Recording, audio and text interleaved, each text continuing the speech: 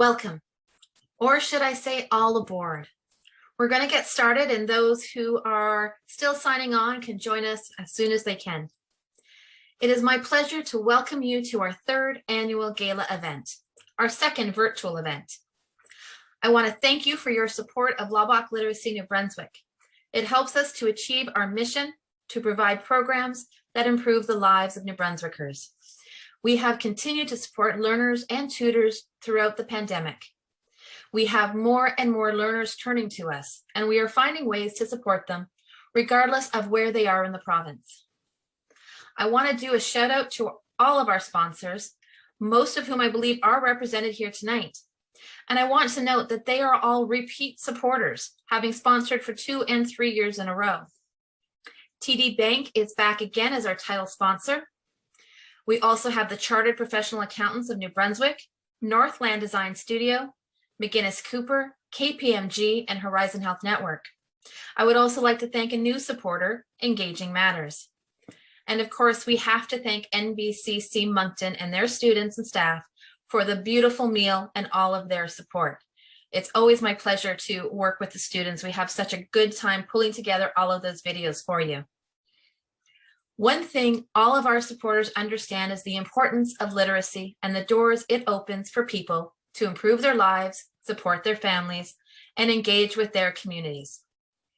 But you're not here to hear me speak, so I will move us along in our program to the greetings. The first which I actually have the pleasure of bringing on behalf of one of our staunch supporters, the Honorable Nancy Hartling, Senator. She cannot be here tonight as she is in Ottawa, but she has asked that I express on her behalf her congratulations on our sold out event. She offers her sincerest appreciation for the important work that Laubach Literacy New Brunswick continues to do and says that she hopes to be able to join us again in future years. And she says she is with us here in spirit. Our next guest, the Honorable Jeanette Petitpas-Taylor, MP for Moncton, Riverview, and Dieppe, brings her greetings in a pre-recorded message that I will play for you now.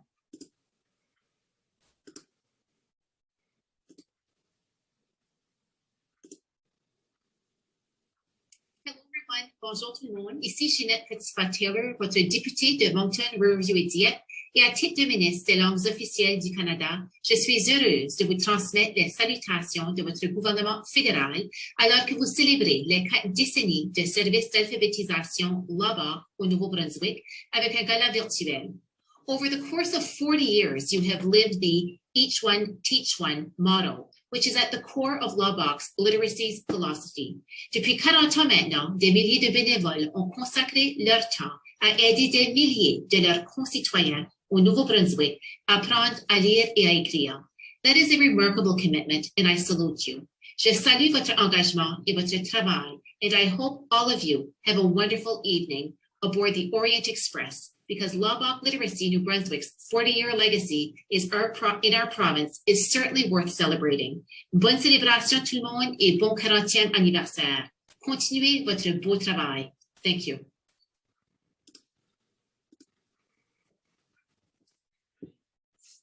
And last but not least, certainly not least, we have here with us live tonight, Councillor Susan Edgett, who will bring greetings on behalf of the City of Moncton. Councillor Edgett, you have the floor. Thank you so very much, Carol. Ladies and gentlemen, mesdames et messieurs, bonsoir. On behalf of my colleagues at City Council and our Mayor, Dawn Arnold, I'm very pleased to be here to welcome everybody and also to participate in this wonderful event. Illiteracy is a problem that touches all of our communities. We know that. And it's still difficult to believe that over half of all New Brunswickers struggle with literacy. In order to combat this issue, we need to work together as we have been, and we've made much progress over the years thanks to Laubach Literacy, and more needs still to be done, as we know.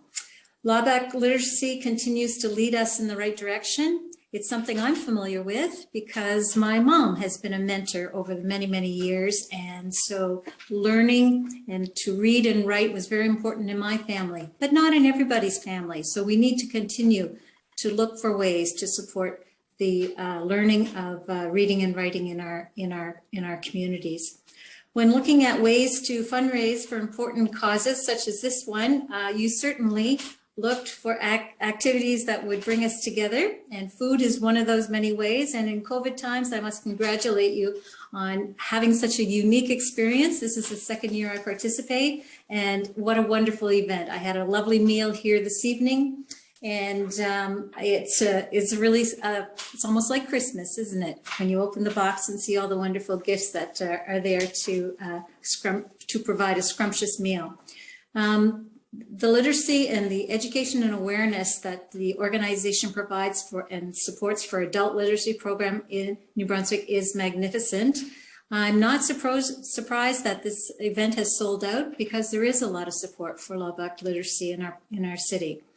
And I would like to say that despite the circumstances surrounding the pandemic, I would like to thank all the organizers, the sponsors, the hardworking staff of the organization for tonight's event. Your hard work and creative approach to fundraising is truly appreciated. Merci sincèrement pour votre travail exceptionnel. Votre engagement, votre dévouement mérite d'être souligné et félicité. Bonne soirée. All aboard. Merci beaucoup. Thank you, Susan. We really appreciate that, and we appreciate the city's continued support. Next up, I want to take a few minutes. Actually, no, next on our program, I'm going to have the pleasure of introducing our board president, Greg McLean. He recorded a short speech earlier this week because as though he is online, he is at home enjoying this delicious meal with his friends and family tonight. So I will share his video.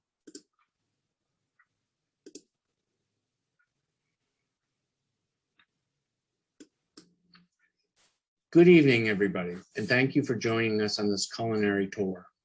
Last year, we toured the Mediterranean. This year, we're en route of the Orient Express. I am always impressed with the quality and quantity of our meals that NBCC provides for our event, and thank them for their overwhelming support. It's great to know that there are many new guests joining us tonight, as well as many returning friends. As Carol said, I'm Greg McLean, and I'm the president of the board of Laubach Literacy New Brunswick.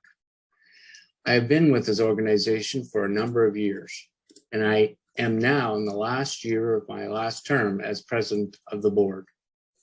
That means this might be the last time I have a chance to share with you what excites me about working with this organization and why I am proud of its accomplishments. What has impressed me about working with Laubach Literacy is its willingness to try new things in order to reach those who need support the most. And I've seen this firsthand throughout my presidency of the board, but it really hit me last year during our strategic planning sessions. I had the chance to listen and watch as our councils throughout the province came together to help us create a new vision and a new roadmap for success. They came together to build a new vision for our organization. It says, we will empower New Brunswickers to change their lives and build stronger communities by improving literacy, one adult, one goal at a time. That is what all of our councils are working towards. And we see that in our own involvement with the community and the partnerships they continue to forge. I see that too in how they celebrate their learners reaching new goals. One of the pillars of our new strategic plan is to make sure that learners have a robust selection of programs, services, and resources to choose from on their literacy journey. That wording came directly from our councils and our tutors. In addition to our trademark one-to-one tutoring services, which is the hallmark of Laubach's Each One Teach One philosophy, we are innovating and expanding the approach. We have new programs to support our councils with technology, making it easier for learners and tutors to come together despite COVID. We have new online learning applications that allow learners to continue to learn outside of the tutoring session, or even if they're not ready yet to face a tutor. We have new online training opportunities for new and existing tutors. Through our councils, we are reaching out to newcomers to help support them as they improve their literacy skills. We have a council working directly with a correctional facility to improve access to literacy training and support while incarcerated. We are starting new partnerships with New Brunswick libraries to make sure we can get resources into the hands of those who need them most, and to bring our services directly to the community through open houses and new reader book clubs. The enthusiasm from our team, our staff on the ground, and our councils is infectious. As board members, their work and dedication keeps us motivated. You can see that enthusiasm here tonight and in the relationships they have forged with our partners, such as NBCC and their students. This is now our second virtual gala. Here we are again, cooking in our own kitchens and sharing this event with family and friends. When we had our first gala 3 years ago, we called it the Innovation Gala. And while we don't brand it as such, I want you to know that your support is still helping us to innovate. At the end of the day, Laubach Literacy New Brunswick's fundamental purpose is to provide programs to improve the literacy of New Brunswickers. Your support makes it possible to try new things, reach new audiences, and help those who maybe are getting by, but whose lives would be that much easier and fuller with improved literacy skills.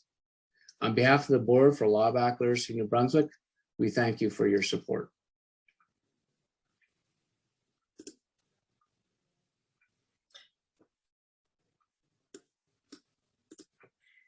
Thank you, Greg. We appreciate your words, of course, and we'll miss you as our board president.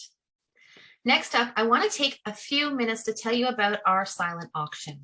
We have a really great one this year. I'm quite excited by it.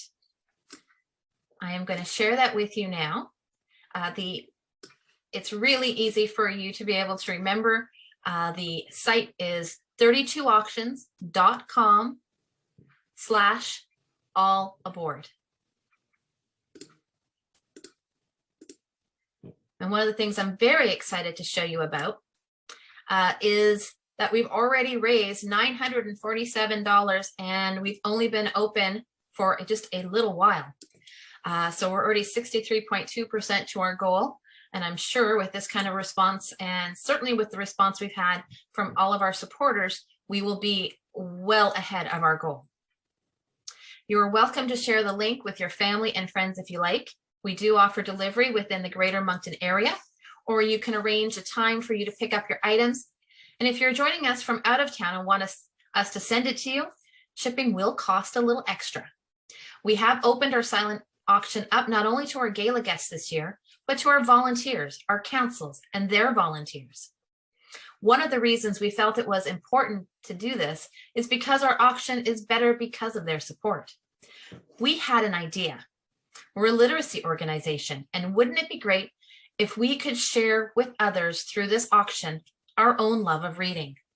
So we brought the idea to our councils, our volunteers, and some of our community supporters for them to curate their own personal We Read box or gift basket or bag, sharing perhaps a book that is special to them or that they think others would enjoy, adding to the box perhaps a beverage or snack, and one or two things related to the book that they shared. The response was overwhelming. I am pleased to show you in our virtual gala, or sorry, our virtual auction, we have 26 We Read packages, including We Read About Dogs, gardening, quilting, birding, and more. We have various authors from Joanna Fluke to Donna Morrissey to Stanley Tucci. We have a We Read box dedicated to the art of sending a note, one that celebrates kindness, and ones that are meant to be shared with your children or grandchildren. We also have 26 other items that you can bid on this year. We have art and ceramics, clothing, gift baskets, and gift certificates. We have aprons from a fabulous global organization called Cooks Who Feed. If you don't know about them, please do check them out. Their Canadian partner is Second Harvest, and for every apron they sell, they're able to provide 100 meals to the hungry. They have fed more than 340,000 people, and it's more each and every day. We also have tickets to the Wildcats game on December 28th against the Halifax Moosehead.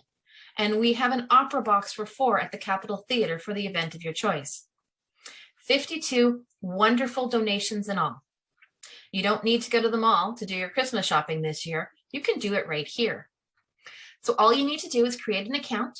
The site is safe and secure and has been used for years, even before the pandemic, by nonprofits across North America. Because some of our participants may be planning to eat their meal on Friday or Saturday night and watch the recorded version of tonight's event, the auction will remain open until 11:59 p.m. on Saturday night. This gives you lots of time to share the site with family and friends. If you are the winning bidder, you can pay online, and I will contact you on Sunday or Monday to arrange delivery or pickup. And if you are so enamored of our auction that you are wondering how you can donate next year, the answer is easy. Just give me a shout out at info@llnb.ca, and I'll add you to our contact list. So the next fun part of our event is going to be our trivia game. Now, I find this is, I hope you're going to enjoy it. Last year, we did a scavenger hunt for those who were part of it last year. This is how we're going to add some literary education to the event. So to do this, we're going to use the Zoom poll function. Some of you may have used this in meetings. I will launch the first poll and read the question. You will have 45 seconds to discuss it with your dinner companions, and then you're going to give your answer on the poll once you make your choice. It's a short time, but we did that so that no one can use their phone to look up the answers. When the poll closes, we'll discuss the results and I will give you the answer. So this is the educational portion of the evening because, of course, we are an educational nonprofit. I want you to keep track at home how many you got right, and at the end of our questions, you're going to be asked to put the number in the chat. Because while this is educational, it's also meant to be fun, and we have some prizes for those who did the best. So be honest, because I can in fact double check just to make sure you were. But okay, let's get this started. And if you watched my presentation on the Orient Express, you will likely do better than those that did not. So our first question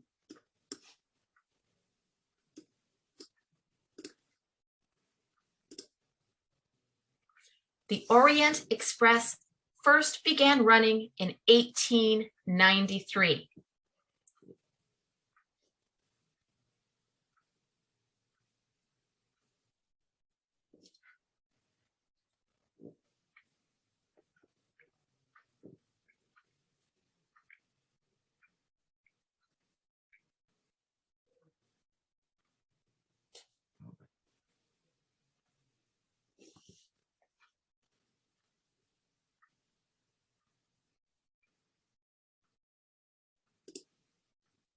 Okay, I just ended the poll.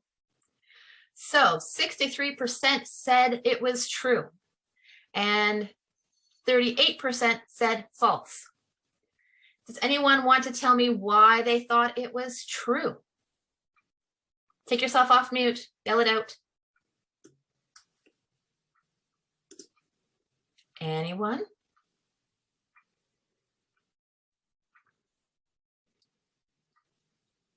Okay, how about anyone who wants to tell me why they thought it was false? Okay, everybody's being really quiet. It's 1883. All right. And who was that who yelled out? Joanna. Okay, Joanna. Does anyone disagree?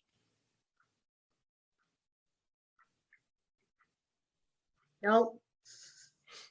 That's the right answer. Joanna's right. Awesome. She is right. You can't trick these people.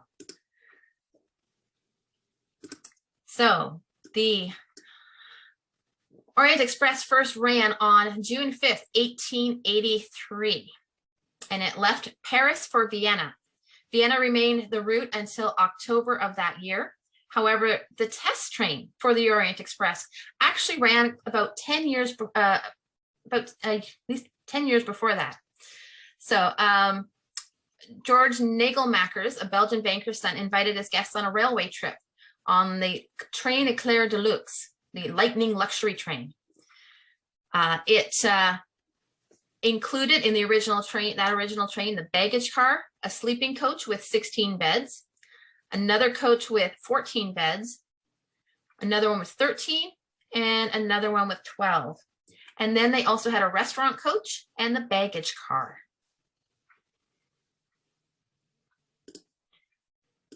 So our next question.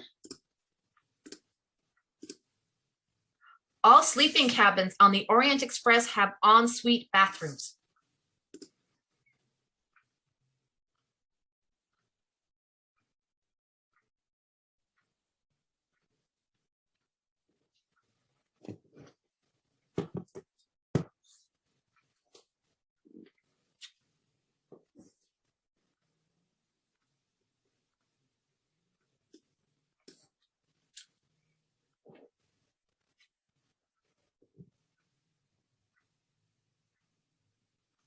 Just a few more seconds. Don't use your phones. And I'm ending the poll. So the overwhelming response was that no, they do not all have ensuite bathrooms. Does anyone want to tell me why they thought they might? They're at the end of the corridor, one on each side, You one are, on each end of the car. Yeah. you are right.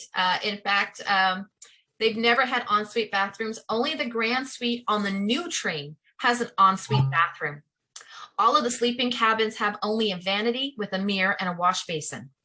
Each of the sleeping cars do have, which usually have about between 12 and 14 sleeping compartments, depending on the configuration, have only one water closet on the either end of the car.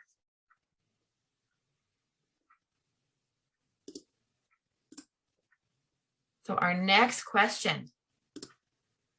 Agatha Christie's Murder on the Orient Express was inspired by her own experience stuck on this famous train.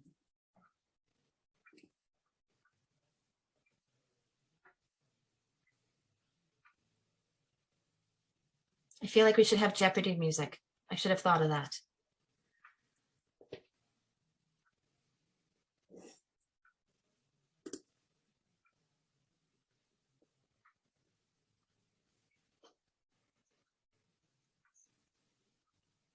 Just a few more seconds.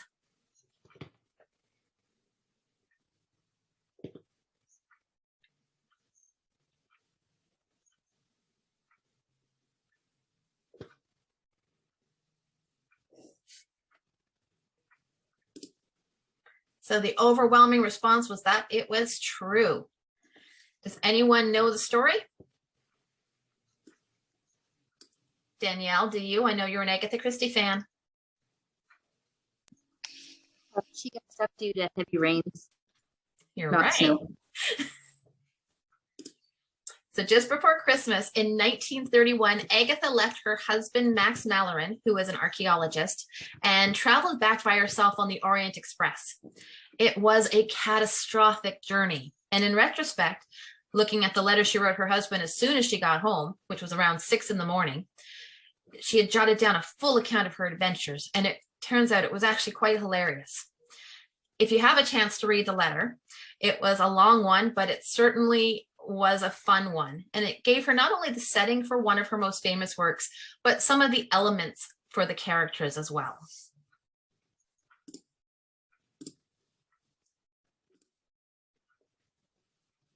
I'm going to say, and I think Danielle gave us the answer, but who was listening? In the book Murder on the Orient Express, the train was stranded because torrential rains had washed the track.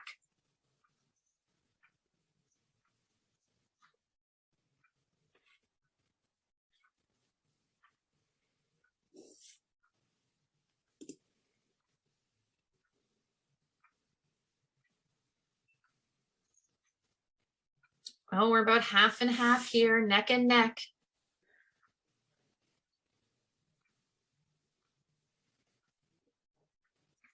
Okay, just a few more seconds.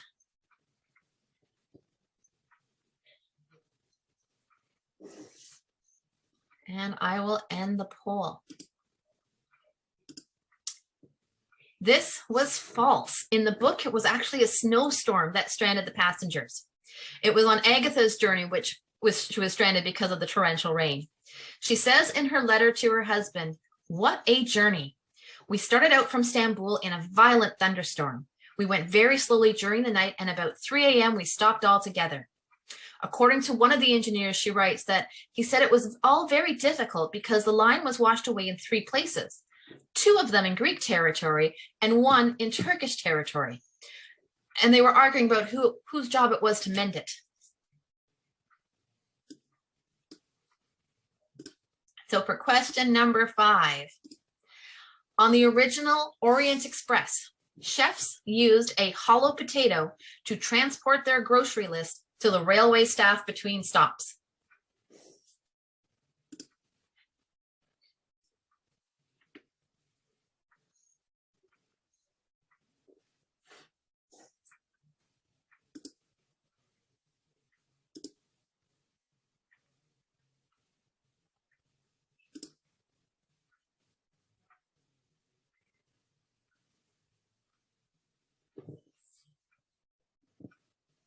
Just another few seconds.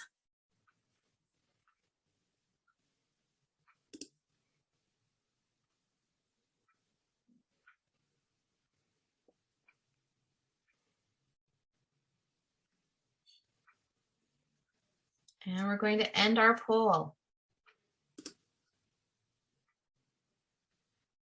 Most people thought this was true. 27% thought it was false. Does anyone want to weigh in on why they thought it might be true or false?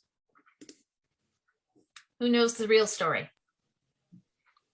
Go ahead. The only thing I know is when I read, when I was watching the video, and there it was. The ship with all of it, the workers at the station, whose job was at the next station. Exactly. So they would have to hollow out that potato because they don't stop at every stop, right? So they only stop every couple of stops. So what they wanted to do was make sure that they could actually get fresh ingredients when they did stop. So they would hollow out that potato, chuck it out a window, and hope that the railway person on the platform would catch it and be able to get all the ingredients they need available to them at the next stop. I thought that was a fabulous story when I heard it. Our next question. A ticket to our virtual gala costs more than a ticket on the Orient Express. The current Orient Express, not the original one.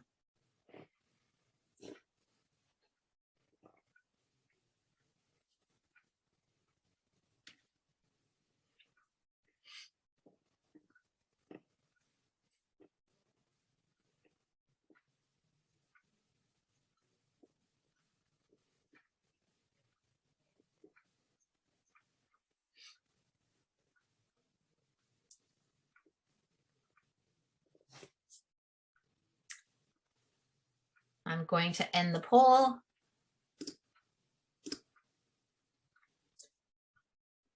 So most of you thought this was false, and you are right. For us, a single ticket to our event costs $85. A twin ticket only costs $150.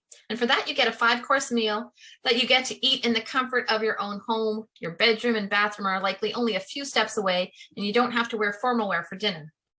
This is in stark contrast to the actual train. Does anyone want to weigh in and guess how much they think a twin cabin would cost them this month on the Orient Express?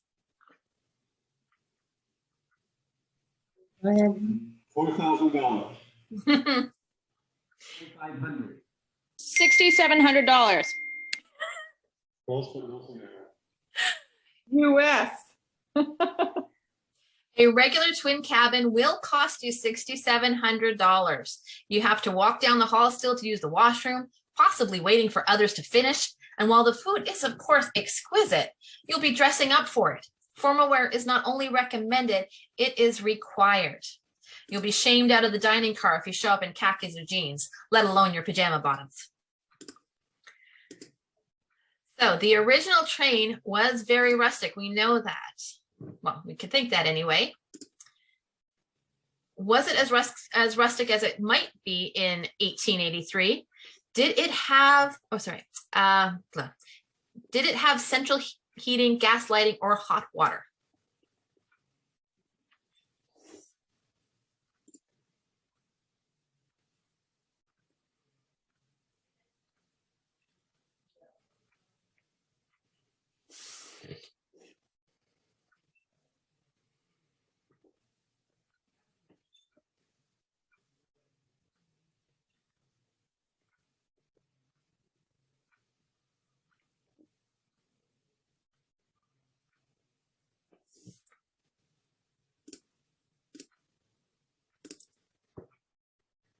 So indeed, the train did have all of those things. So the answer for this question is false. The train was for its time a luxury one. It may seem, some of it can seem a little basic today, sharing bathrooms, but it had the best of everything. The story goes that as they left Paris, they would make sure all the window coverings were up so that those left on the platform going to lesser luxury trains would be able to see what they were missing.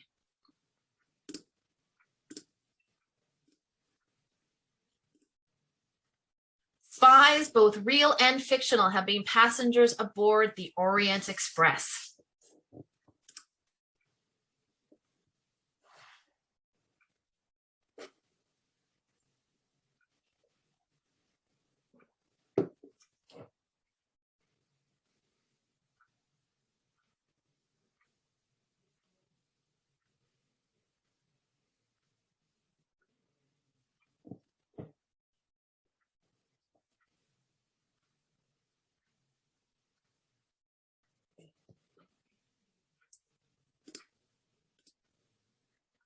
Everyone got this one right. Of course, it would be used in fictional spy dramas and thrillers. In From Russia with Love, James Bond escaped Spectre aboard the Orient Express. But Bond was not the first spy on the train. Mata Hari was the code name for a Dutch courtesan who was convicted of being a spy for Germany during World War I.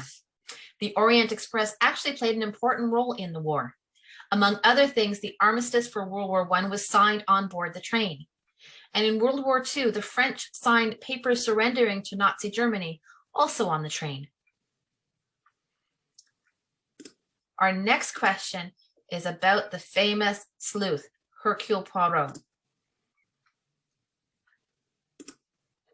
Hercule Poirot, the detective in Murder on the Orient Express, has been played on screen by David Suchet, Peter Ustinov, and Kenneth Branagh. True or false?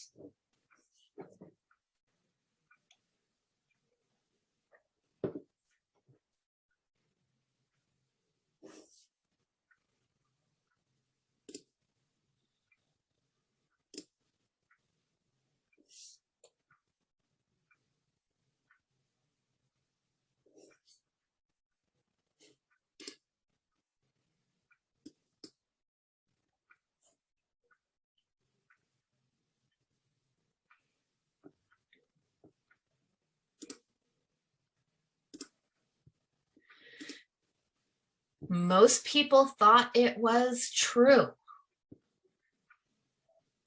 Did anyone think it was false or think it was a trick question?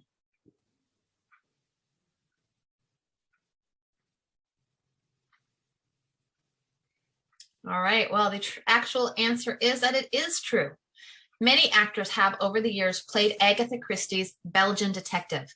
Others include Albert Finney, Tony Randall, Jose Ferrer, Alfred Molina, Hugh Laurie, and John Malkovich.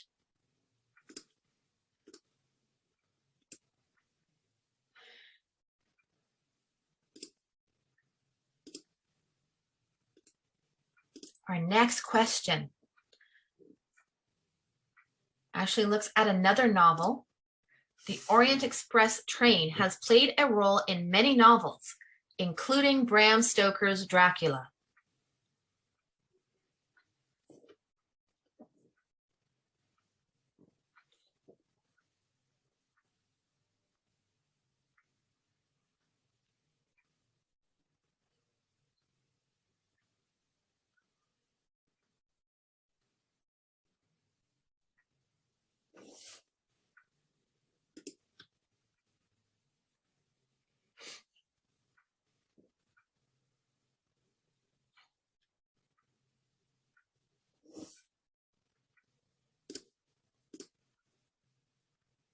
87% was an overwhelming response that that was true. Does anyone remember it from Dracula, or do they remember it from my presentation? Not from Dracula. Well, it is true. When Mina, Jonathan, and Van Helsing are headed back to Romania to confront the vampire, they take the Orient Express. I've read Dracula a couple of times anyway, and seen many movies, and I did not recall that at all. So we have two more questions. This one, Murder on the Orient Express was published in 1898.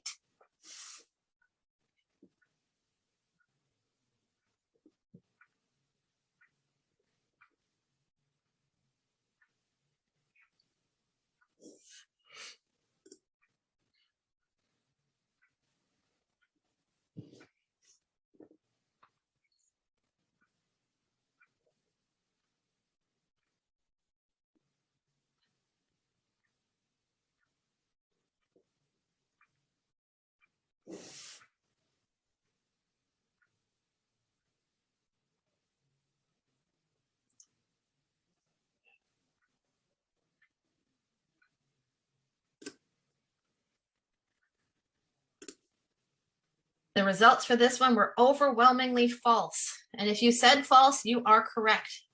The book was actually not published until 1934.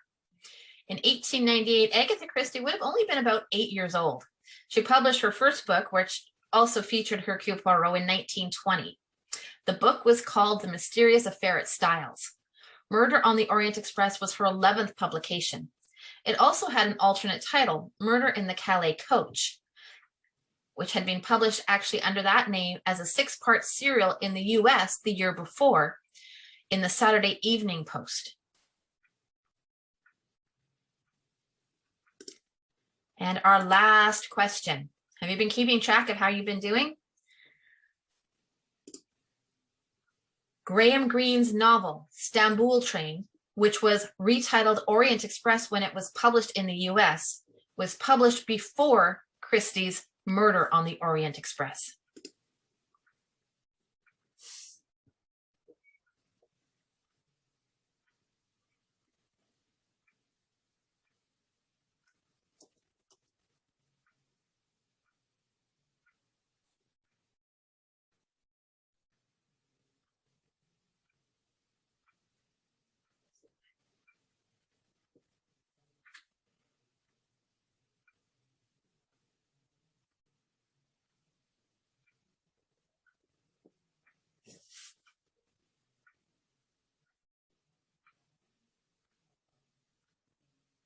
I'm about to end the poll and share the results here, because we are nearly split in half. 57% thought that was true, and 43% thought that was false. It's actually true. The 57% win. It was actually the second significant novel by Graham Greene. The set was the train from Ostend to Istanbul. And from the back cover, it reads, Carlton Mayat meets Coral Musker, a naive English chorus girl, aboard the Orient Express as it heads across Europe to Constantinople. As their relationship develops, they find themselves caught up in the fates of the other passengers, drawn into a web of espionage, murder, and lies. It was also adapted to a film in 1934 with the name Orient Express, and it was adapted again for television in 1962 under its original name, Stamboul Train. Interestingly enough, Graham Greene, the author, did not think very highly of either adaptation.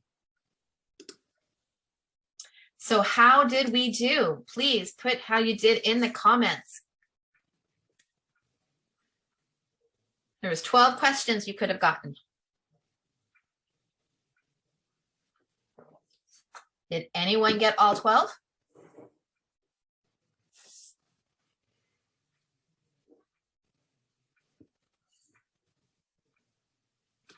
Excellent. Well, it's good to see some good numbers up there, and it doesn't surprise me to see some lower ones as well. The train has a long and varied storied history for sure.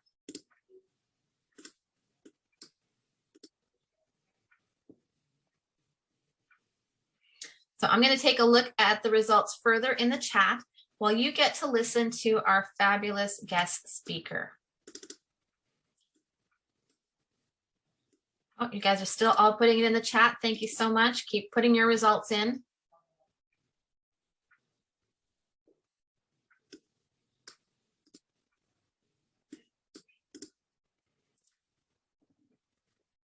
So before I start the video, let me say that we at Laubach Literacy New Brunswick are very excited to have expanded our partnership with the Moncton Public Library in particular, but with all of our libraries.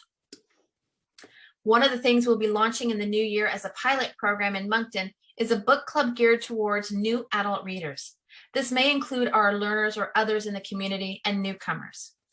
We will start this actually in January with an Agatha Christie novel, Death on the Nile.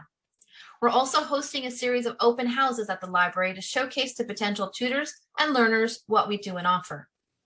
We're also going to be showing our Learning Upgrade online training for learners to the librarians. They have access to people who may need our services, and it's one more way we can introduce ourselves. So there's lots of good stuff to come, and if it works well here, we'll be helping our councils across the province do the same. I'm talking about our relationship with the library because this year's guest speaker is Chantal Belmer, our city librarian here in Moncton. I'm so excited about all that they do and the role they play in helping build stronger communities. Graciously, when I asked if she would speak to us, she agreed. She's also here with us tonight, but we took the stress off her and are allowing her to enjoy her meal with her family. We pre-recorded her speech, which I'm happy to play for you now.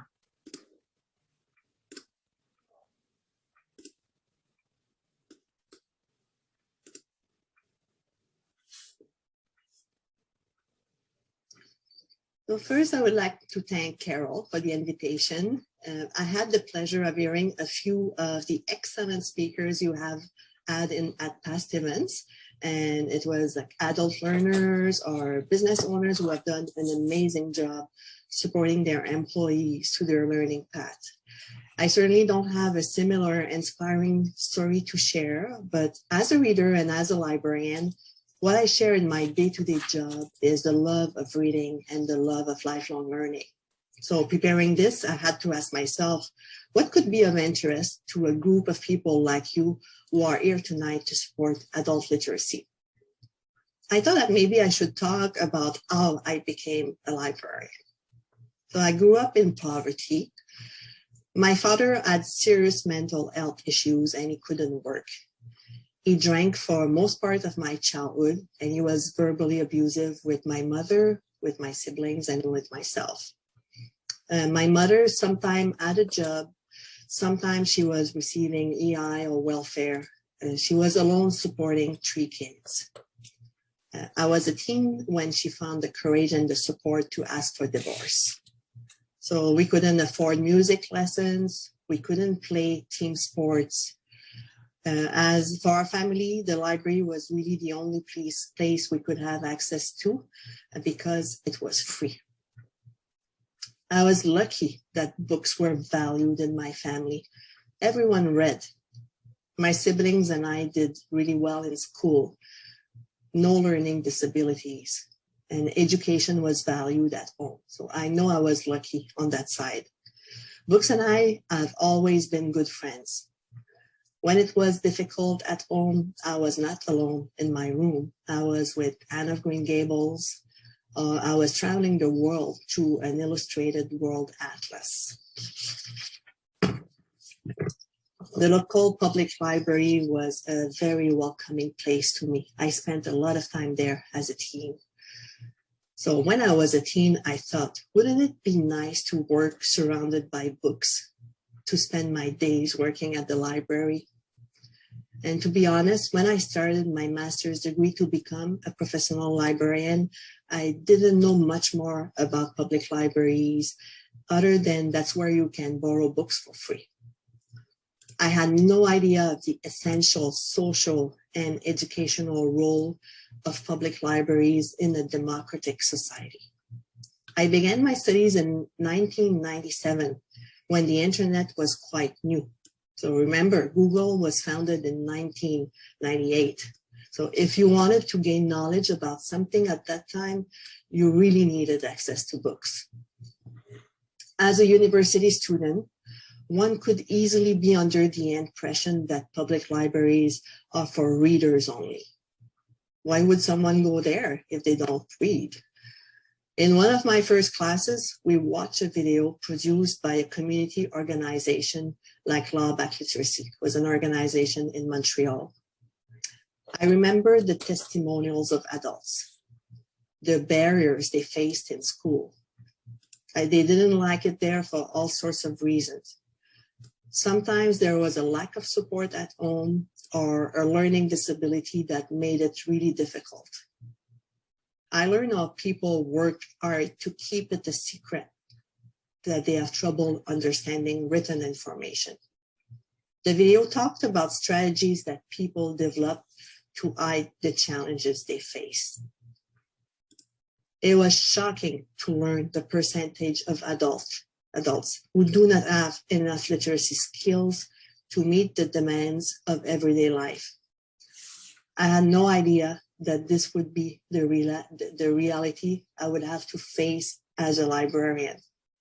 For my professor, it was important to create awareness about this reality with future librarians, because in a public library, you're there to serve everyone and to reach out to all community members.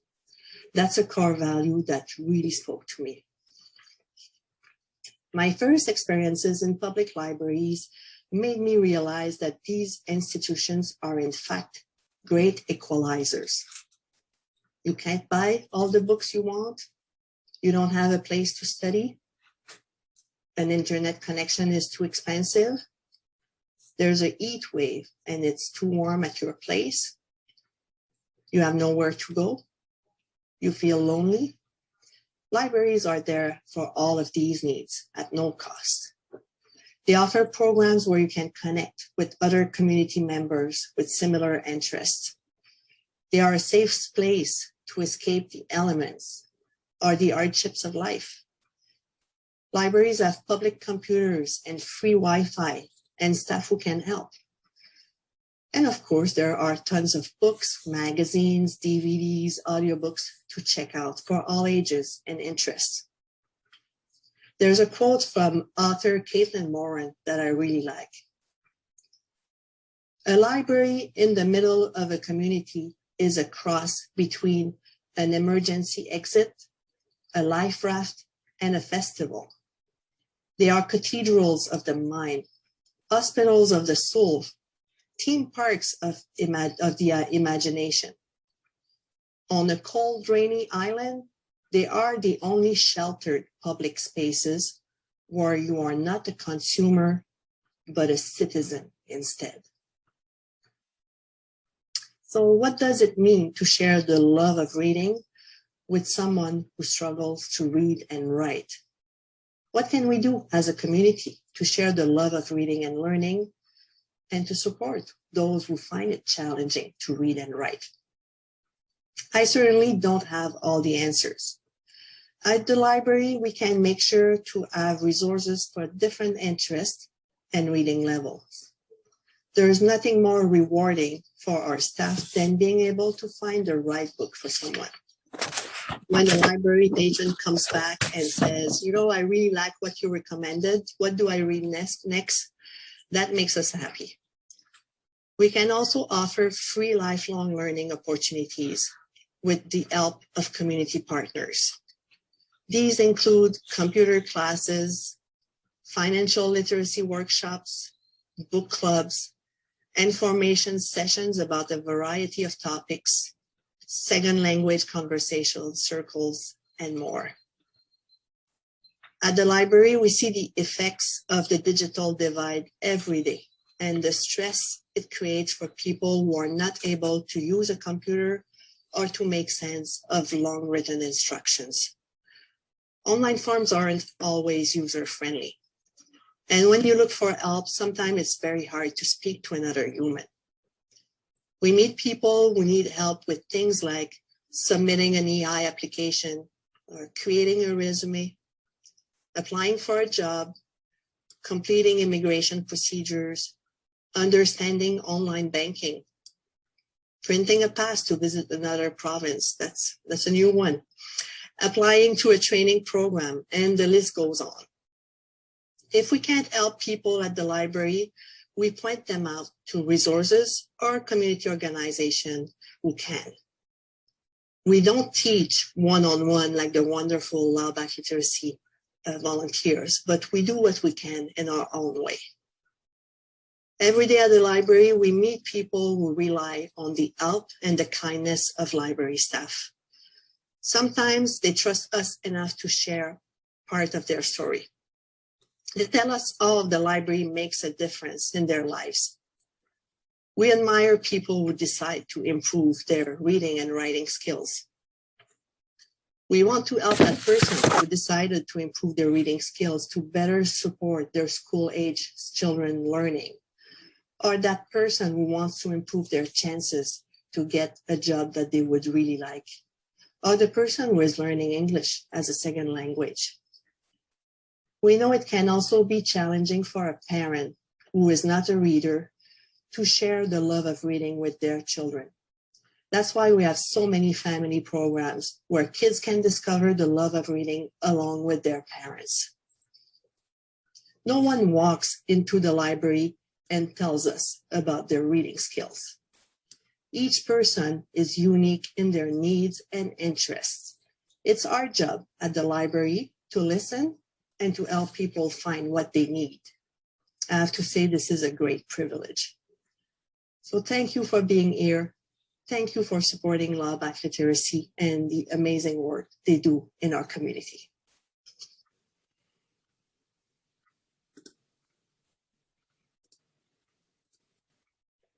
Thank you, Chantel. And I want to give a real strong shout out to you and your team for all that you do to support learners in the community, and us in particular. Before I announce our few winners from the trivia game, I want to draw for 2 prizes.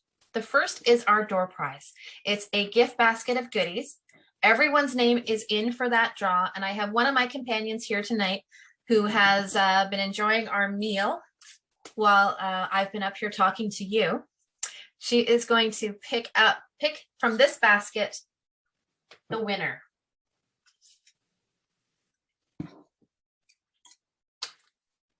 Dennis Cochran is the winner of this lovely, I'll hold it up, basket full of crackers and spreads and cheese and honey. Thank you, Dennis, for supporting us and for participating in our gala event. The next is our early bird draw. So if you or your company purchase your tickets on or before November 7th, your name has been entered into our early bird draw.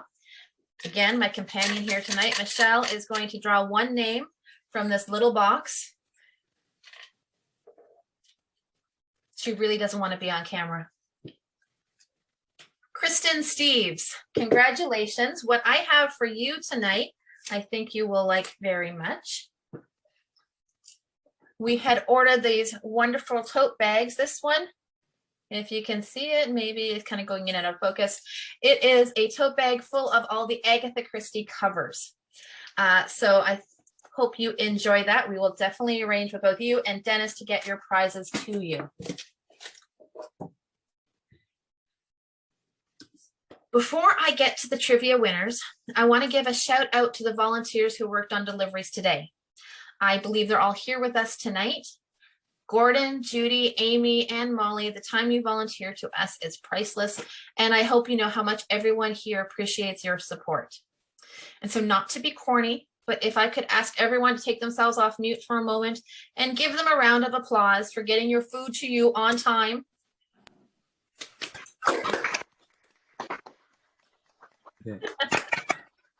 Thank you. So now the last thing that we have to do tonight is to thank our trivia winners. So I have looked through the chat and we have, amazingly, 4 people who all got 11 out of 12. I say amazingly because I actually have 4 prizes. What I'm going to do is read out those names. We have Manju, Danielle. We have the Chase family and Joanna. Woohoo! Woo! So what we've done for this trivia game is we found some really interesting Orient Express prizes for you. So for the first, what we're going to do is the first person who put their name in was Manju. Manju, we have another tote bag for you. This one actually has a vintage poster of the Orient Express. I love it. Thank you. I'll actually have to give it to my partner because he knew all the answers. Well, you can share it for sure. Take it for your grocery shopping or maybe to the bookstore for your book shopping. Danielle, I have for you a wonderful journal. It's a lined journal, has room for a date, and it again has a vintage poster from the Orient Express. Thank you so much, Carol, and beautiful event. Thank you to you and your team and your volunteers. Oh, no, thank you for all of your support. And the Chase family, Molly, Amy, and Judy are delivery drivers from this afternoon. You get to share another journal. This is again another one of the vintage posters, the London, Paris, Venice poster. So you guys can share that one or decide amongst you, have your own trivia contest for who gets to take that one. And then Thanks, Carol. Thanks, Carol. We'll have a fist fight a little later to see who wins, actually. And then finally, Joanna, you have the 2022 Vintage Orient Express Weekly Planner. Again, it has, let me see if I can get it to show up here, another of the vintage poster covers. Oh my God, lovely. I'll give it to my husband. He gave all the answers.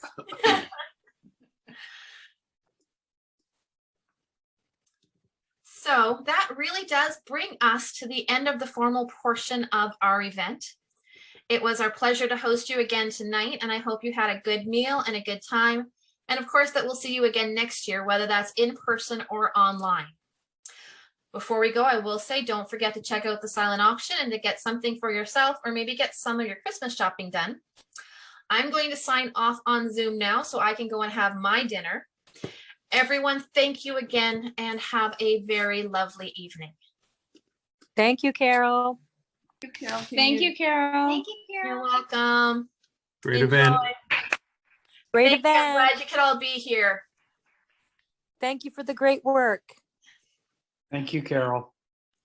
Again, my pleasure. And this video, well, parts of it anyway, will be available tomorrow after lunchtime at the llnb.ca/virtual gala.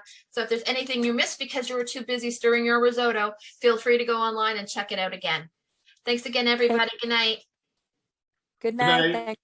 Great Good work. night. Good night.